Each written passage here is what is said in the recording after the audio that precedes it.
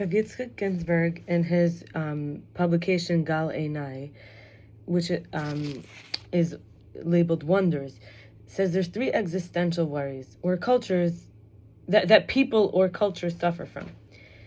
We could call it neuroses. So the first is, so anxiety is a more acute and dread is more permanent. So dread is related to the world of chaos that shattered and broke according to Kabbalah, and it can bring about a similar shattering in the psyche.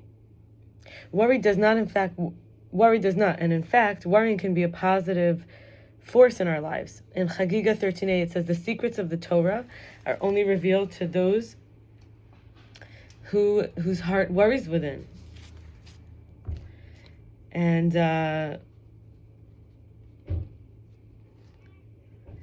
this is interesting because there's talk about, someone who's anxious or this or that, right? So let's say someone has a worry, why hasn't Mashiach come? Why is there evil? Why do wicked people prosper? The secrets of the Torah that are only revealed to one whose heart worries within him is those kind.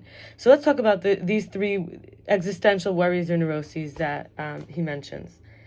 And where we said people or cultures.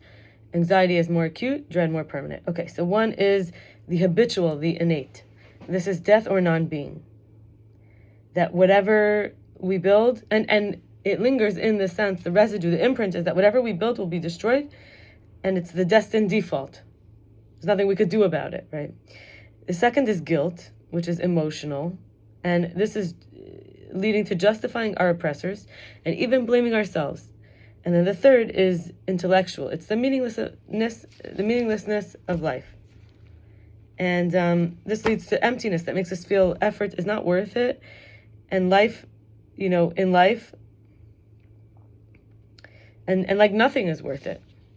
So Avraham Avinu, the first father, we call him the father, right? Avraham, our father, Avinu.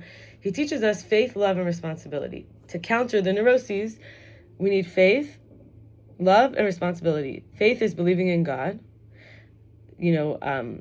Love is loving God is love, and taking on responsibility to rise and recover from a crisis versus feeling broken or helpless or hopeless. Someone has to feel they have a role in life that depends on them, that is placed on them. Abraham, it is said, carried a precious stone around his neck that heals anyone who looks at it. And this idea of emes, the aleph, so first, emes means truth, right? We said the secrets of the Torah. Now, what's the main thing of death?